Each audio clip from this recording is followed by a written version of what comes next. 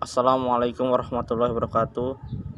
Perkenalkan, nama saya Muhammad Khairul Nizam dari kelas TIP 1803 dengan NPM 18110124. Ya, di sini saya akan mempresentasikan hasil artikel ilmiah kami dengan judul Sistem Pendukung Keputusan dalam Pemilihan Siswa-siswi Berprestasi Menerapkan Metode SAW atau disebut dengan Simple Additive Weighting pada Sekolah SMK Swasta Mustafa. Ya, kita langsung saja masuk ke bagian latar belakang, di mana pendidikan sangatlah penting bagi setiap manusia. Karena dengan pendidikan, kita semua mempelajari ilmu-ilmu pengetahuan yang belum kita ketahui. Salah satu persoalan pendidikan yang ada di negara Indonesia ialah tingginya biaya pendidikan sehingga banyak siswa-siswi yang putus sekolah. Untuk meningkatkan semangat belajar siswa-siswi, maka pemerintah melalui sekolah dan yayasan swasta memberikan bantuan biaya kepada siswa-siswi yang mempunyai prestasi, baik di bidang akademik maupun di bidang non-akademik. Salah satunya beasiswa peningkatan akademik atau PPA. Sistem pendukung keputusan atau sering disebut dengan SPK merupakan sistem penghasil informasi yang tepat dan spesifik. Sistem penunjang keputusan atau decision support system secara umum diartikan sebagai sistem yang mampu memberikan kemampuan pemecahan masalah dan kemampuan komunikasi untuk semua masalah yang terstruktur. Sangat banyak metode yang diterapkan dan dapat direalisasikan dalam menentukan dan menghasilkan suatu keputusan. Di antaranya SAW, PICOR, Electre, Topsis.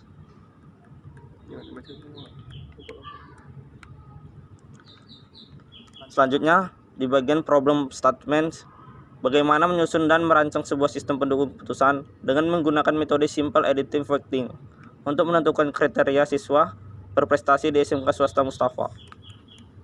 Kajian pustaka. Sistem pendukung keputusan, di mana sistem pendukung keputusan merupakan sistem yang berbasis komputer yang outputnya memberikan macam-macam alternatif keputusan yang diperlukan agar membantu pihak pengelola dalam menyelesaikan permasalahan dengan menggunakan data, informasi, dan model yang ditetapkan. Untuk menghasilkan keputusan yang tepat dalam sistem pendukung keputusan, maka perlu informasi dan fakta-fakta yang diinginkan dan harus berkualitas. Jadi, dapat disimpulkan bahwa SPK merupakan sistem yang berbasis komputer untuk mencari dan menghasilkan alternatif terbaik berdasarkan kriteria tertentu yang berguna membantu pengambilan keputusan secara objektif. Tujuan sistem pendukung keputusan: A. Membantu pemimpin dalam menyelesaikan masalah yang semi terstruktur. B. Memberikan solusi kepada pemimpin dan bukannya dimaksudkan untuk menggantikan fungsi pemimpin. C. Meningkatkan kualitas dan efektivitas suatu keputusan yang diambil pemimpin lebih daripada perbaikan efisiensinya. Kecepatan komputasi. Komputer kemungkinan para pengambil keputusan untuk melakukan banyak komputasi secara cepat dan dengan biaya yang rendah. Peningkatan produktivitas membangun suatu kelompok pengambil keputusan, terutama para pakar. Pendukung terkomputerasi bisa mengurangi ukuran kelompok dan kemungkinan para anggotanya untuk berada di berbagai lokasi yang berbeda-beda. Selain itu, produktivitas staf pendukung atau keuangan dan hukum bisa ditingkatkan. Produktivitas juga bisa ditingkatkan menggunakan peralatan optimasi yang menentukan cara terbaik untuk menjalankan sebuah bisnis. Dukungan kualitas pada saat pengambilan keputusan, mengatasi keterbatasan kognitif dalam pemrosesan dan penyimpanan.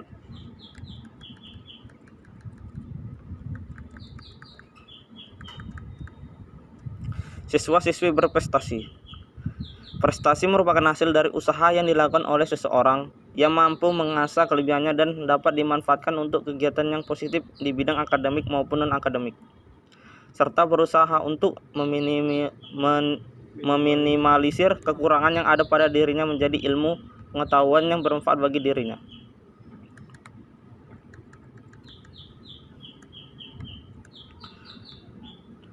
Selanjutnya, metode Simple Additive Weighting Metode Simple Additive Weighting atau SAW merupakan metode penjumlahan yang terbobot. Konsep dari metode SAW adalah mencari penjumlahan yang terbobot dari rating kinerja pada setiap alternatif di semua atribut. Metode SAW membutuhkan proses normalisasi matriks keputusan X ke suatu skala yang dapat bandingkan dengan semua rating alternatif yang disediakan.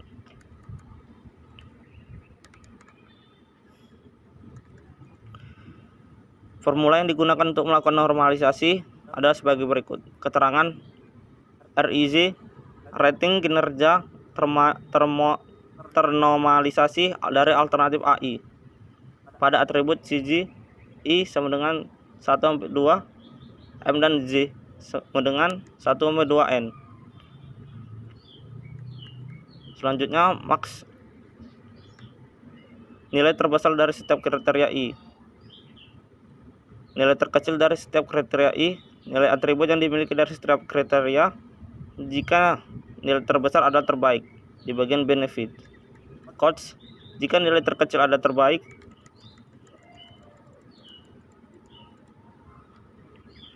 Keterangan V, ranking untuk setiap alternatif. WZ, nilai bobot ranking atau dari setiap alternatif.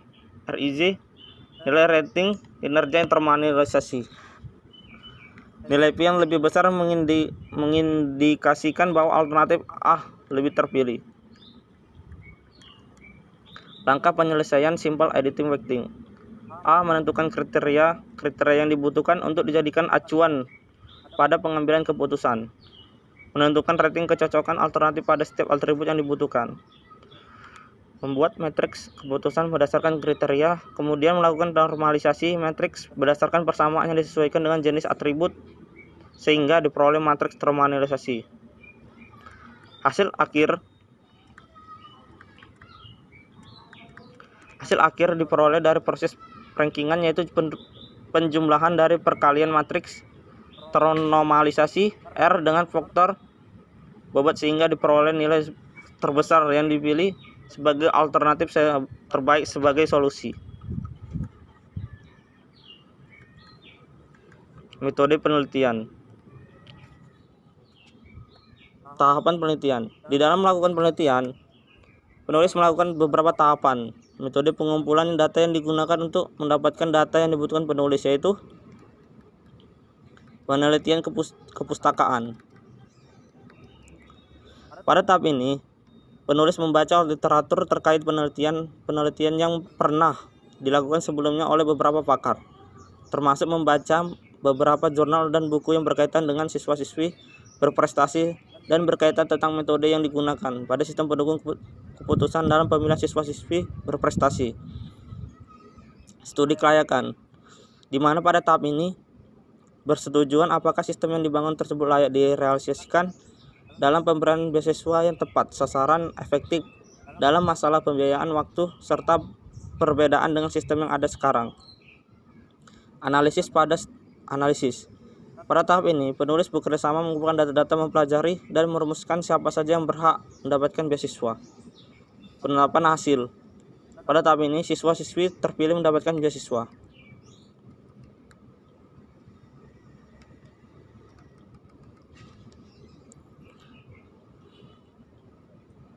Selanjutnya akan dibawakan oleh teman saya.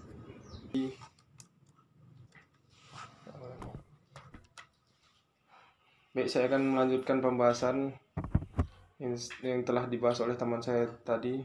Sini masuk ke hasil pembahasannya.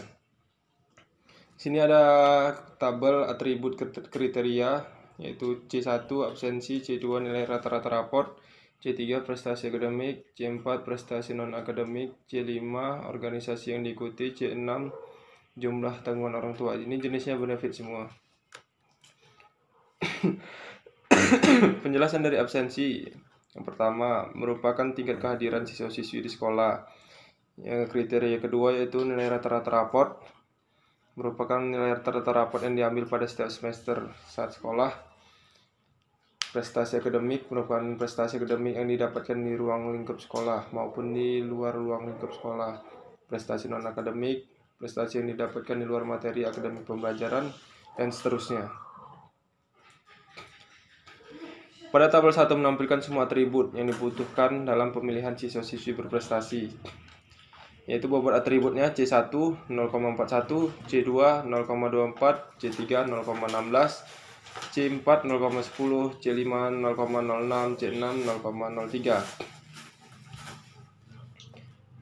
Berikut data siswa-siswi yang terdapat pada SMK Mustafa setelah dilakukan penelitian lapangan. Di sini ada 30 siswa-siswi yang sudah saya riset, ini sudah saya ambil datanya. C1 tadi absensi, C2 nilai rata-rata rapat, C3 prestasi akademik, C4 prestasi non-akademik, C5 prestasi yang diikuti, C6 jumlah tanggungan keluarga. Seperti ini nilai yang sudah saya rekap ulang tadi. Dari data yang terdapat pada tabel 3 merupakan data-data rating kecocokan terlihat pada tabel 4. Rating kecocokannya seperti ini. A1, C1-nya 0, C2-nya 80, C3-nya 1, C4-nya 1, C5-nya 2, C6-nya 6. Begitu sampai A30, alternatif 30. Setelah data pendukung terpenuhi, yaitu berupa atribut, bobot, dan alternatif, maka tahapan selanjutnya itu menerapkan metode SAW. Dapat diperoleh dari hasil efektif pada peringkat siswa-siswi berprestasi. Adapun tahap yang pertama yaitu menerapkan matriks keputusan XIJ. Seperti ini rumusnya. XIJ atribut XIJ kriteria C1, C2, C3, C4, C5, C6. Langkah kedua itu melakukan perhitungan untuk mendapatkan matriks ternormalisasi RIJ. Berikut perhitungan yang dapat dihitung untuk mendapatkan perhitungan C1 dengan menggunakan kriteria keuntungan benefit. Rumusnya RIJ C1 dibagi nilai tertinggi di dalam C1.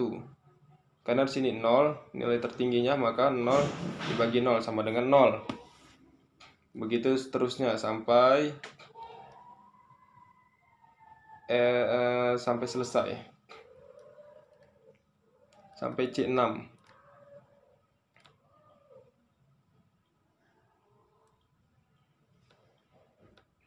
Hasil perhitungan untuk mendapatkan matriks ternormalisasi terlihat pada matriks RIJ berikut. Maka hasil dari penjelasan yang di atas kita masukkan ke tabel. Berikut adalah tabel dari hasil matriks RIJ yang sudah ternormalisasi. Berikut RIJ, ini kriteria yang sudah dibuat matriksnya tadi, kriteria 1, 2, 3, 4, 5, dan 6. Berikut hasilnya. Langkah yang ketiga itu menghitung nilai referensi.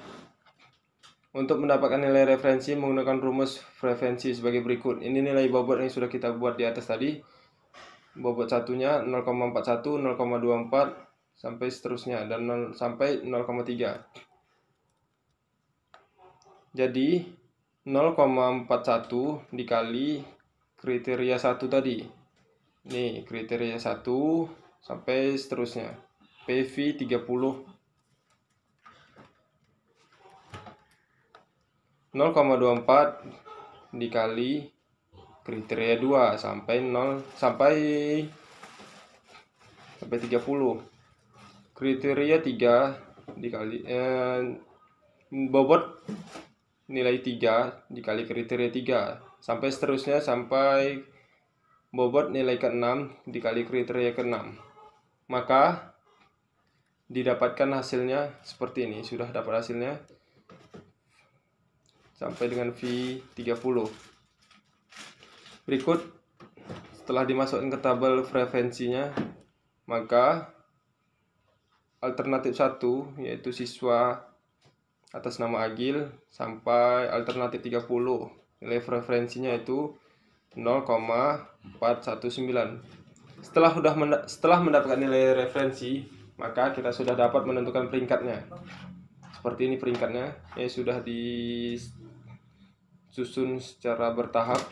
peringkat pertama yaitu di alternatif 1 yaitu Agil dengan nilai referensi tertinggi 0,4193. Dan nilai tertinggi kedua yaitu Farel, 3 Nuri, yang keempat Rizka, yang kelima Bayu. Maka sudah didapatkan nilai tertinggi. Dari tabel perhitungan di atas, maka diperoleh bahwa terdapat 5 siswa-siswi berprestasi yang memiliki nilai tertinggi.